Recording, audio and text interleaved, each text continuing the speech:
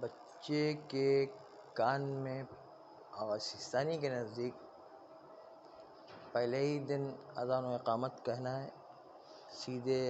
ہاتھ والے کان پر اذان اور الٹے ہاتھ والے کان پر اقامت کہنا ہے،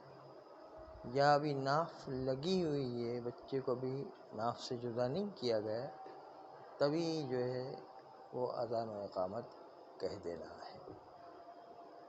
اذان و اقامت ہر نماز کے لیے مستحب نہیں ہے،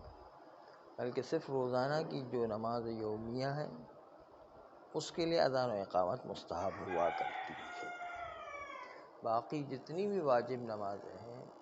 جتنی بھی مستحب نمازیں ہیں، ان کے لیے کوئی اذان و اقامت نہیں ہے۔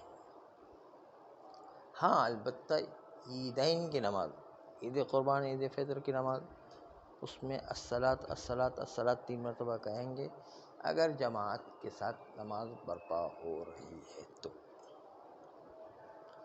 اذان و اقامت اس کے اندر علی ولی اللہ کا کلمہ اشہد ان علی ولی اللہ جزء اذان تو نہیں ہے، لیکن آغا سیستانی کہتے ہیں کہ قربت کی نیت سے اشہد ان علی ولی اللہ کہنا، اشہد ان امیر المؤمنین علی ولی اللہ کہنا قربت کی نیت سے اچھا ہے۔ پھر اذان و اقامت ان کے درمیان بہت زیادہ فاصلہ نہیں ہونا چاہیے۔ اذان و اقامت میں جو ہے اللہ اکبر کہنے کے بعد 5 منٹ جو ہے انتظار کرتے، پھر اللہ اکبر کہتے، تو عرفاً کہا جائے کہ پے در پہ اذان کہے گی، پے در پہ اقامت کہے گی، تب تو وہ اذان و اقامت مانی جائے گی، ورنہ درمیان میں اتنا فاصلہ کرتے ہیں کہ عرفاً کہا جائے کہ یہ تو مسلسل تو اذان نہیں دی گئی، مسلسل تو اقامت نہیں کہی گئی، تو وہ اذان باطل ہے، وہ اقامت بھی باطل ہے، اس کو پے در پہ وجود میں آنا چاہیے۔ اور اسی طریقے سے اذان و اقامت میں اگر کوئی 2 نمازیں مشترک وقت میں اور ایک ساتھ پڑھی جا رہی ہے، مشترک وقت جیسے ظہر عصر کا مشترک وقت ہے، مغرب عشاء کا مشترک وقت ہے، اور ایک ساتھ پڑھی جا رہی یعنی پے در پہ پڑھی جا رہی، تو جب بھی پے در پہ پڑھی جائے گی اس میں خالی دوسری نماز میں اقامت کہنا ہے، اذان ساقط ہے، اذان کہنے کی ضرورت نہیں، اور یہ ضروری نہیں کہ اذان کہنا ساقط ہو، بلکہ 2 ایسی نمازیں جس کو بہتر قرار دیا گیا کہ الگ الگ پڑھا جائے، پھر بھی اگر مشترک وقت میں پے در پہ پڑھ رہا ہے تو دوسری والی نماز میں اذان ساقط ہے۔ مثلا بعض مراجع کا فتویٰ یہ ہوتا ہے کہ ظہر کے بعد عصر کی نماز جب سایہ ایک شاخص تک پہنچے تب جا کے عصر کی نماز پڑھے، کہ 2 شاخص تک پہنچے تب جا کر سایہ جو ہے اس وقت جو ہے نماز عصر پڑھے، تو فاصلہ تو ہو گیا لیکن مشترک وقت ہے، اور آدمی پے در پہ پڑھ رہا ہے،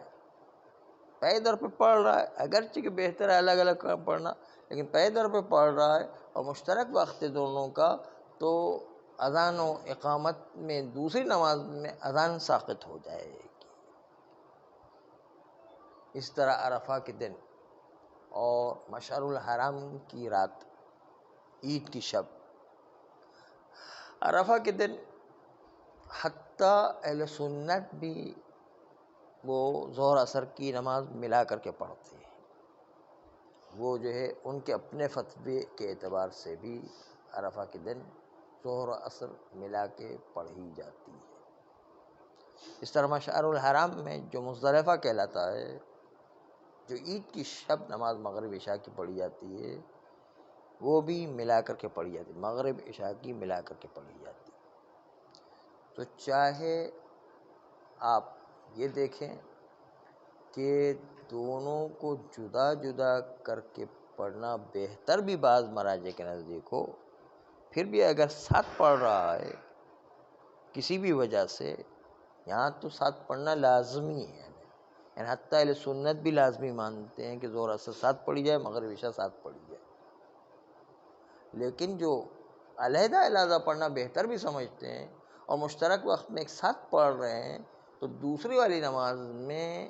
اذان ساقط ہو جائے گی، اقامت کفایت کرتا ہے۔ بس ہمیشہ دو نمازیں مشترک ایک ساتھ ہو اور پیدر پہ پڑھی جائے تو دوسری نماز میں اذان ساقط ہے، صرف اقامت کہیں گے وہی کفایت کرتا ہے، جسے عام طور پر رائج بھی ہے ہماری مسجدوں میں، امام بارگاہوں میں، جہاں بھی نماز ہوتی ہے۔ تو انشاءاللہ آپ نے ملاحظہ کیا کہ ظہر کے بعد عصر کے لیے کوئی الگ سے اذان نہیں دیا، عصر کے لیے خالی اقامت کہی جاتی۔ ہمارے یہاں بھی آپ دیکھتے کہ خالی اقامت عصر کے لیے کہتے ہیں، اذان نہیں کہتے ہیں، تو کیونکہ عصر جو ہے اس کے اندر اذان ساقط ہے، اس لیے جو ہے اذان نہیں کہی جاتی ہے۔ صلی اللہ علیہ وسلم۔